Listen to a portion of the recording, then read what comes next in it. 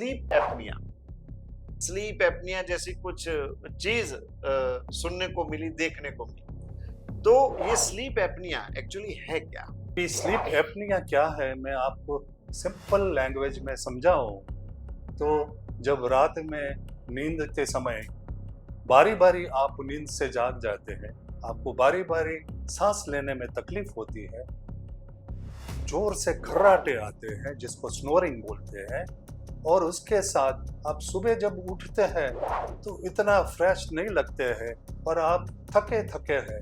जैसे उनके चिन्ह हम देखें तो रात में खर्राटे बोलना, रात में नींद में बार बार जग जाना, और ये ज़्यादा तो आपके पार्टनर जो आपके साथ सो रहे हैं वो आपको बताएंगे कि आपको सांस नहीं होता है। हमें ऐसे भी देखा है कि कितनी बार वाइफ है या मदर है वीडियो लेके आती है कि ये मेरे हस्बैंड है, कि ये मेरा बेटा के बेटी है, वो रात में खर्राटा है और बार बार जाग जाता है, जैसे उसे नींद नहीं आती, उसे सांस नहीं आती।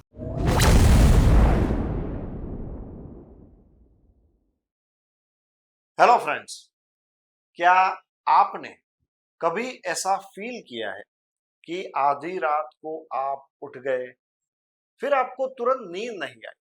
कई बार करवटें बदली, लेकिन फिर भी 1-2 घंटे तक आपको नींद बिल्कुल नहीं आई।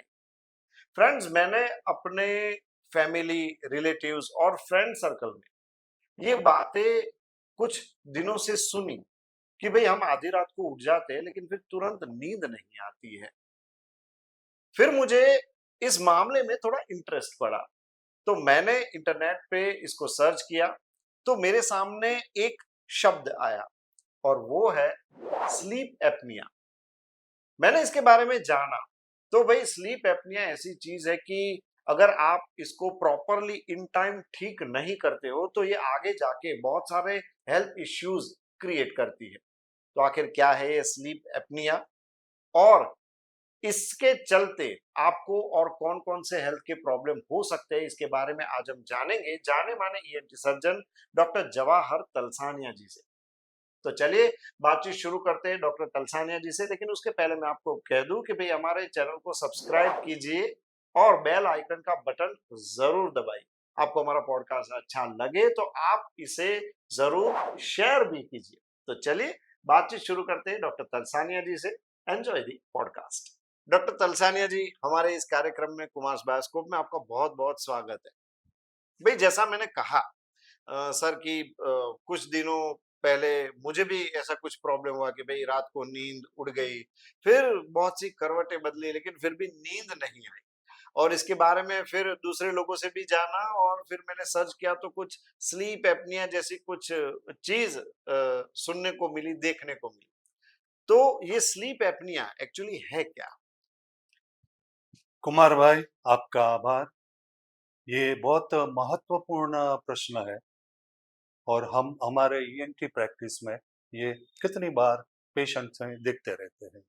अभी स्लीप एपनिया क्या है, मैं आपको सिंपल लैंग्वेज में समझाऊं तो जब रात में नींद के समय बारी बारी आप नींद से जाग जाते हैं, आपको बारी बारी सांस लेने में तकलीफ होती है, जोर से खर्राटे आते हैं जिसको स्नोरिंग बोलते हैं, और उसके साथ आप सुबह जब उठते हैं तो इतना फ्रेश नहीं लगते हैं और आप थके थके हैं। ये स्लीप एपनिया की बीमारी है। ओके। तो सर अभी आपने जो बताया कि भाई जोर से खर्राटे बोलना वो भी स्लीप एपनिया हो सकता है, या वो स्लीप एपनिया ही है? खर्राटे लेना स्लीप एपनिया नहीं है, ओके। लेकिन खर्राटे के साथ जो सांस लेने में तकलीफ होती है और उसके साथ आपको दूसरे भी चिन्हों आते हैं, उसको हम स्लीप एपनिया कहते हैं। ओके। जैसे उनके चिन्ह हम देखें तो रात में खर्राटे बोलना, रात में नींद में बार बार जग जाना, और ये ज्यादा तो आपके पार्टनर जो आपके साथ सो रहे हैं वो आपको बताएंगे कि आपको सांस नहीं होता है। हमें ऐसे भी देखा है कि कितनी बार वाइफ है या मदर है वीडियो लेके आती है कि ये मेरे हस्बैंड है, कि ये मेरा बेटा के बेटी है, वो रात में खर्राटा है और बार बार जाग जाता है, जैसे उसे नींद नहीं आती, उसे सांस नहीं आती, और वो घबरा जाते हैं कि अभी सांस नहीं आती तो क्या करें। उसके साथ ये जो एडल्ट लोग हैं, जो मैच्योर लोग हैं, उनको तो नींद नहीं आती है, सुबह उठते हैं तो थक जाते हैं, नींद पूरी नहीं आती है, बस उन्हें पूरे दिन सोते ही रहना है कि जब भी बोलो नींद आती है, ऐसा लगता है। उसका सर में हेडेक रहती है और कंफ्यूजन पूरे दिन में रहता है उनको कि भाई ये क्या बात कर रहे हैं, उनका एफिशिएंसी घट जाते हैं। और ऐसे लोगों को जो काम करते समय बार-बार पेपर पढ़ते सो जाए, टीवी सो देखते सो जाए, खर्राटे कभी लेके बैठे-बैठे चाय पीते-पीते भी ले जाए, तो ये एक स्लीप एप्निया है। और ये जो चिन्ह लक्षण हम देखते हैं, उसके बाद हम बोलते हैं स्लीप एप्निया है। सिर्फ खर्राटे आना स्लीप एप्निया नहीं है। ओके, तो सर कराटे आना स्लीप एपनिया हो सकता है। हो सकता है। और आपने जो बात बताई वो पार्टनर वाली, वो आपकी बात बिल्कुल सही है, क्योंकि ऐसी जो कंप्लेंट है वो आमतौर पे देखने को मिलती है कि भाई साथ में जो भी सो रहा है उसको उसकी भी नींद डिस्टर्ब हो रही है, बिना स्लीप एपनिया के भी वो बंदा जाग जाता है। तो इंसान को खुद को, जो आपने बताया, क्या वही लक्षण हो तो उसको स्लीप एपनिया समझना चाहिए, क्योंकि ये तो डॉक्टर के पास जाए या बाजू वाले बताए तो ही उनको पता चले। लेकिन अभी आपने जो सिम्टम बताए वो खुद को पहचानने के लिए कि भाई ये ऐसा प्रॉब्लम मुझे हो रहा है तो ये स्लीप एपनिया हो सकता है। ये हो सकता है उनको खुद को लगता है हमारे में ऐसा है कि बहुत सुखी आदमी है, सो जाता है। नहीं, काम करते समय सो गया। वो आपकी बीवी आपको, आपके हस्बैंड हो और आपकी वाइफ आपको बोलती है कि आप सो जाते हो तब खर्राटे बोलते हैं, तो आपको डेफिनेटली उनकी बात सुननी चाहिए और आपका कंप्लीट चेकअप करवाना चाहिए और खर्राटे का क्या कारण है, आपको स्लीप एप्निया है कि नहीं, और स्लीप एप्निया का क्या-क्या उससे तकलीफ हो सकती है, वो सब समझना चाहिए। अच्छा सर, तो आजकल ऐसी दवाइयाँ भी मिलती है जो हमारे खर्राटे कम करे या बंद कर देते हैं। तो क्या ये दवाइयाँ इनडायरेक्टली स्लीप एपनिया को क्योर करेगी या स्लीप एपनिया के लिए अलग ही ट्रीटमेंट का यूज़ करना पड़ता है? बहुत अच्छा प्रश्न पूछा। देखो, स्लीप एप्निया का मूल कारण क्या है? उसका कारण है मोटापा, ओबेसिटी, पहली चीज। दूसरी, आपकी अनियमित जीवन शैली, इरेटिक लाइफस्टाइल। मोटापा है, आपका इरेटिक जीवन शैली है, आप स्मोकर है, आप इरेगुलर अल्कोहल भी लेते हैं, आप नींद का समय ठीक नहीं है, नींद को महत्व नहीं देते हैं। जिंदगी में स्ट्रेस सबको होता है, आपकी काम की वजह से आपका खाने पीने का समय फिक्स नहीं है, सोने का समय फिक्स नहीं है, आपको नींद पूरी आती नहीं है, नींद डीप जो गहन नींद बोलते हैं आती नहीं है, तो ये सब की वजह से स्लीप एपनिया होता है। तो मैं सबसे ज़्यादा महत्व दूंगा कि आप अगर मोटापे का या ब्लड प्रेशर से या डायबिटीज है, जो आपकी अनियमित जीवन शैली की वजह से है, उसको सुधारना चाहिए। तो सर, आपने जो बताया इरेगुलर लाइफ़स्टाइल, अनियमित जीवन शैली की जो आपने बात की, तो उसकी वजह से स्लीप एपनिया हो सकता है। स्लीप एपनिया की वजह से कौन-कौन से डिज़ीज़ हो सकते हैं, वो भी बताइए? देखो, स्लीप एपनिया की वजह से ये एक ऐसी बीमारी है कि रातों रात नहीं होता है, पर आपको स्लीप एपनिया है, आपको मोटापा है, इसलिए आपको ब्लड प्रेशर है, डायबिटीज है, हाइपरटेंशन है, तो आपको हार्ट अटैक आ सकता है, कि आपको पैरालिसिस या स्ट्रोक आ सकता है। तो ये एक सबसे बड़ी बीमारी है। और उसके साथ साइड इफेक्ट गिनिए तो आपको दिन में कभी भी नींद आती है, आप कंफ्यूज रहते हैं, आप याद शक्ति भूल जाती है, मेमोरी लॉस भी होता है, तो आपकी याद शक्ति कमजोर होती है, तो आपकी जो एफिशिएंसी जो है वो आपके ऑफिस में, आपके वर्क में भी कम करती है। और सबसे ज़्यादा तो चलते गाड़ी में आपको नींद आ गई और एक्सीडेंट, ये रोड एक्सीडेंट का कारण ये भी बहुत बड़ा है। ओके, तो स्लीप एपनिया सिर्फ बीपी या हार्ट को इफ़ेक्ट नहीं करेगी या सिर्फ ब्रेन स्ट्रोक नहीं लाएगी, लेकिन आपने ये जो अभी जो बात बताई, ऐसा कई बार देखने को मिलता है कि बंदा दिन में भी शायद चलाते-चलाते उसको नींद आ जाए तो वो शायद स्लीप एपनिया की वजह से और उसके एक्सीडेंट होने के चांसेस है। तो बिल्कुल, तो अच्छा, स्लीप एपनिया की अगर हम बात करें, तो किस एज ग्रुप को ये सबसे ज़्यादा इफ़ेक्ट करता है? कब से ये शुरू होने के चांसेस है? देखो, हिंदुस्तान का सर्वे हम देखें, जिसको प्रचलन कहते हैं या प्रिवलेंस कहते हैं, हुँ, तो 11 11 प्रतिशत 11% लोगों को स्नोरिंग है, स्लीप एपनिया है, जिसमें से मोटापा और पुरुषों में ज्यादा है, वो 13 से 16% लोगों को प्रतिशत है। स्त्रियों में सिर्फ 5% ही है। यानी जो पुरुष काम के लिए बाहर घूमते हैं, इरेग्युलर लाइफस्टाइल लेते हैं, स्मोकिंग करते हैं, अल्कोहल लेते हैं और खाने पीने में पौष्टिक आहार नहीं लेते हैं, कहीं भी कुछ भी जंक फूड स्नैक खा लेते हैं, ये उसके सबसे बड़ा कारण है। और उसके कारण मोटापा आता है, उसके कारण ब्लड प्रेशर होता है, आपकी शुगर कंट्रोल में नहीं रहती है, ये इसके कारण। अच्छा सर, आपने जो बात बताई जो पुरुषों को लागू पड़ती है, ऐसी स्त्रियों को भी शायद लागू पड़ती है। उनकी भी लाइफस्टाइल इरेगुलर है, उनको भी आजकल वेट का प्रॉब्लम रहता है। तो फिर भी स्त्रियों में यानी कि फीमेल्स में स्लीप एपनिया कम क्यों देखा जाता है? देखो, इक्वालिटी तो सभी जगह पे है, तो धीरे जी। धीरे इसमें भी बढ़ता जा रहा है। पर इसमें डायबिटीज हो, हाइपरटेंशन हो, वो भी जो अगर स्त्रियों में ज्यादा होने लगे, हार्मोनल चेंजेस की वजह से भी होता है। और पुरुषों में जो हमारे हिंदुस्तान में जो प्राथमिक स्ट्रेस कमाने की भावना होती है, उससे ज्यादा रहता है। लेकिन ये स्त्रियों में भी बढ़ता जाता है, क्योंकि आजकल तो सब इक्वल, सब में इक्वालिटी आ गई है। हुँ। अच्छा सर, आपने आपने ये जो बात बताई कि स्त्री और पुरुषों की बात बताई, क्या बच्चों में भी स्लीप एपनिया देखने को मिल सकता है? जस्ट मेरा एक थॉट है। स्लीप एपनिया बच्चों में आजकल सबसे ज्यादा बढ़ रहा है, सबसे फास्ट बढ़ रहा है। ओह! उसका कारण है आजकल जंक फूड खाना, बाहर से पैकेट्स खाना, ये पेप्सी, कोक, आइसक्रीम्स, सब रेडीमेड प्रोसेस फूड जो आप खाते हैं, उस वजह से बच्चों में भी ओबेसिटी आजकल हम देखते हैं। बच्चों में टॉन्सिल और एडिनॉइड्स भी बढ़ जाते हैं।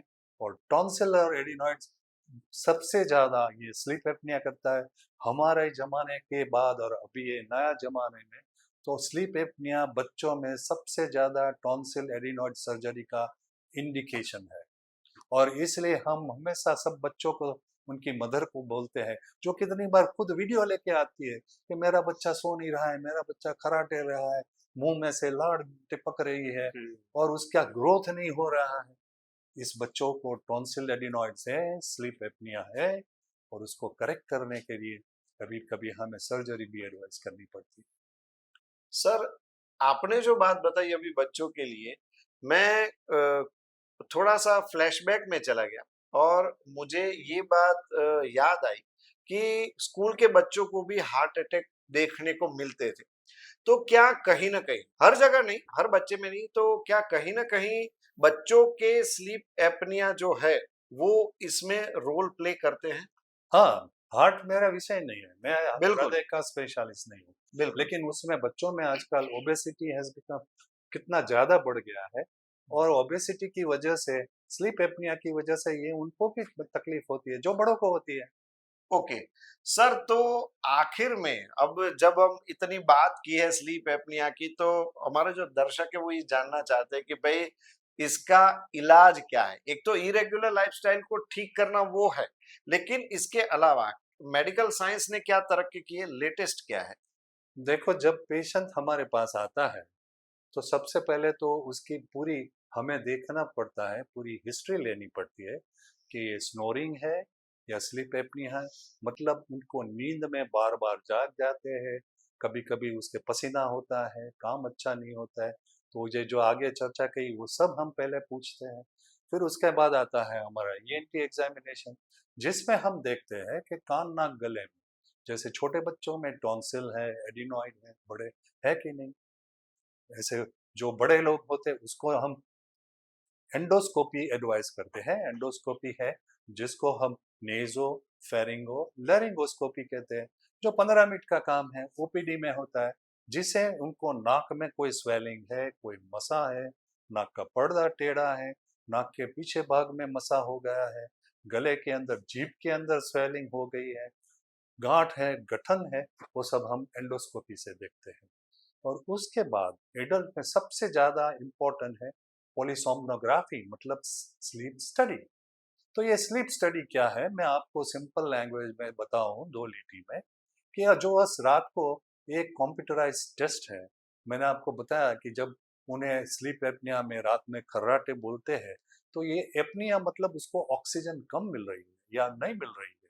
हाइपो मतलब कम, एपनिया मीन्स तो ऑक्सीजन का लेवल पूरी रात में कितना घटता है वो हमें देखना बहुत जरूरी है, और कितना परसेंट उसका ऑक्सीजन घटता है, क्योंकि ये सब बीमारी स्नोरिंग की वजह से मीन्स एपनिया मतलब क्या है कि आपका ऑक्सीजन लेवल कम हो रहा है।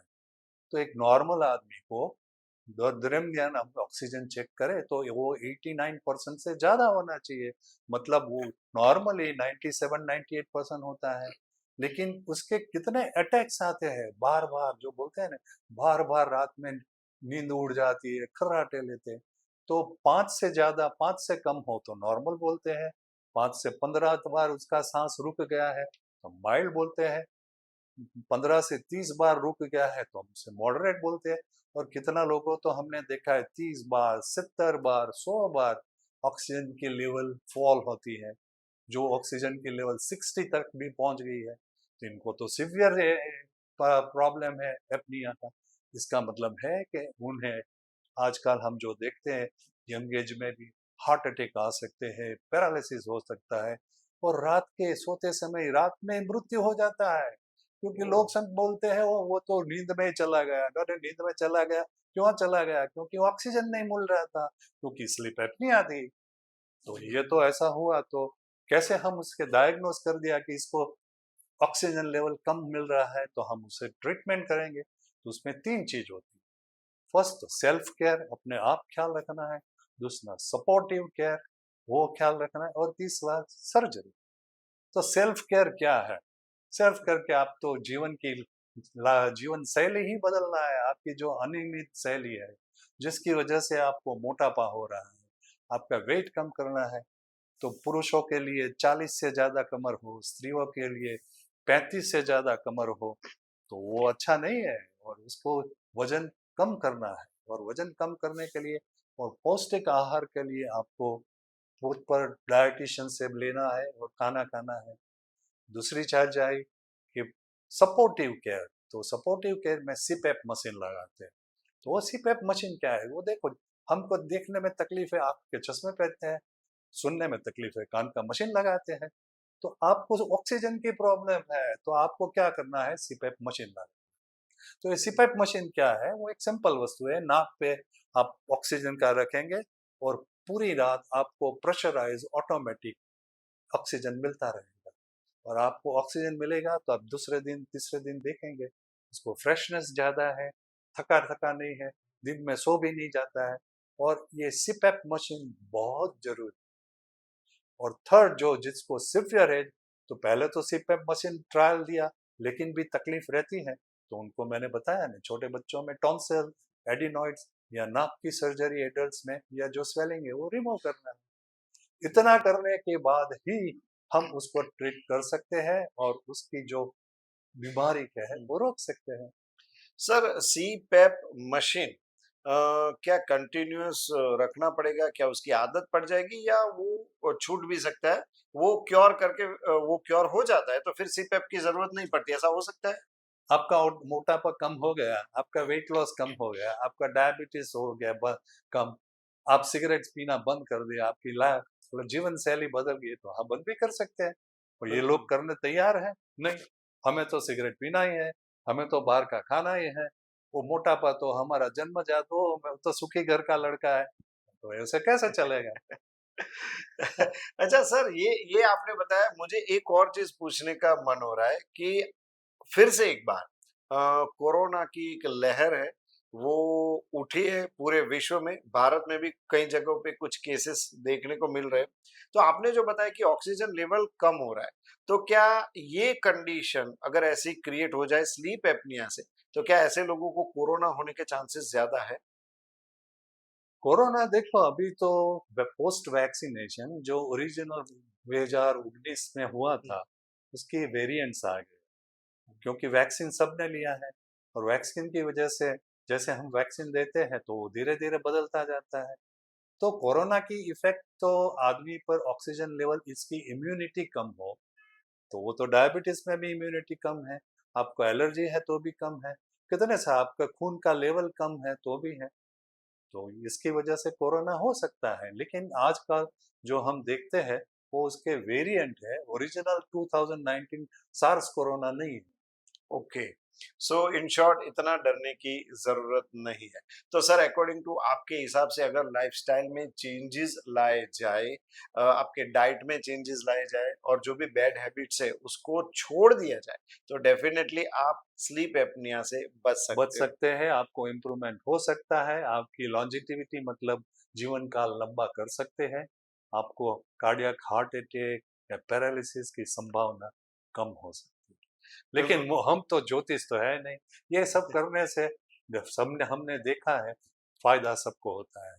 बिल्कुल सर, आपने आज जो हमें इन्फॉर्मेशन दी, हमें लगता है कि जिन लोगों की नींद खराब हो रही है, वो लोग अब इस पे डेफ़िनेटली ध्यान देना शुरू करेंगे। और पर्टिकुलरली जब आपको ऐसा फ़ील हो कि भई आधी रात को उठने के बाद साँस थोड़ी फूल रही है, या आपको कभी ऐसा भी लगता है भई कोई बुरा सपना आया और हम उठ गए, लेकिन ऐसा नहीं होता है।